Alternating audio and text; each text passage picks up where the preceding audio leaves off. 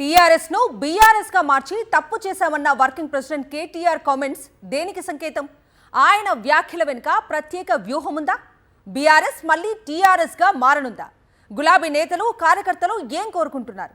తెలంగాణ ప్రత్యేక రాష్ట్ర సాధనే అజెండాగా ఏర్పాటైన తెలంగాణ రాష్ట్ర సమితి ఆ తర్వాత జరిగిన పరిణామాల నేపథ్యంలో భారత రాష్ట్ర సమితిగా మారింది. అంతవరకు టీఆర్ఎస్ అంటూ పిలిచిన వారు బీఆర్ఎస్ అని పిలవటం మొదలుపెట్టారు. అయితే టీఆర్ఎస్ బీఆర్ఎస్ గా మారిన తర్వాత ఆ పేరు కలిసి రాలేదన్న టాక్ వినిపించింది. ఈ నేపథ్యంలో బీఆర్ఎస్ వర్కింగ్ ప్రెసిడెంట్ కేటీఆర్ తాజాగా చేసిన కామెంట్స్ చర్చనీయాంశంగా మారాయి. తెలంగాణ రాష్ట్ర సమితి పేరును భారత రాష్ట్ర సమితిగా అంటే బీఆర్ఎస్ గా మార్చి తప్పు చేశామని ఆయన అభిప్రాయపడ్డారు.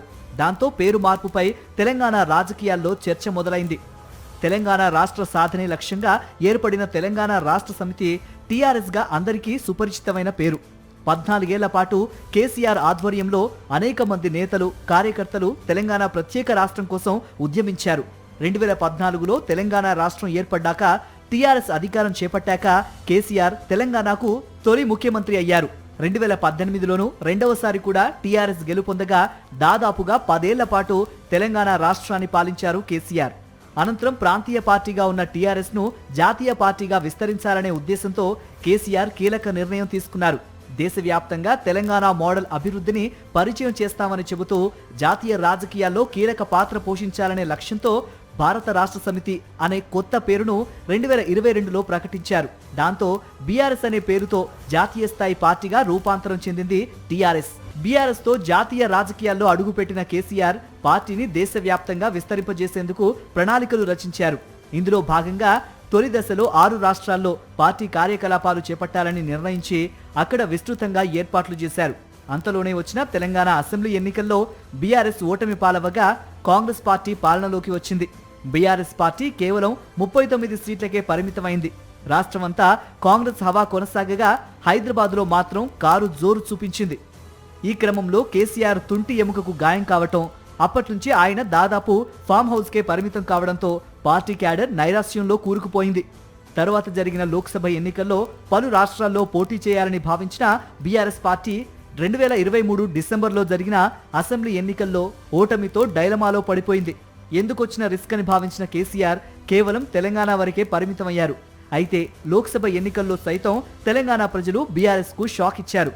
16 పార్లమెంటు స్థానాల్లో పోటీ చేసిన బీఆర్ఎస్ ఒక్కటంటే ఒక్క ఎంపీ సీటు గెలవలేకపోయింది. దీంతో ముఖ్య నేతల నుంచి మొదలు పార్టీ కార్యకర్తల వరకు అంతా ఆందోళనకు గురయ్యారు. అదే సమయంలో కారు గుర్తుపై గెలిచిన 10 మంది బీఆర్ఎస్ ఎమ్మెల్యేలు అధికార కాంగ్రెస్ పార్టీలో చేరిపోవడంతో బీఆర్ఎస్ మరింత డైలమాలో పడిపోయింది.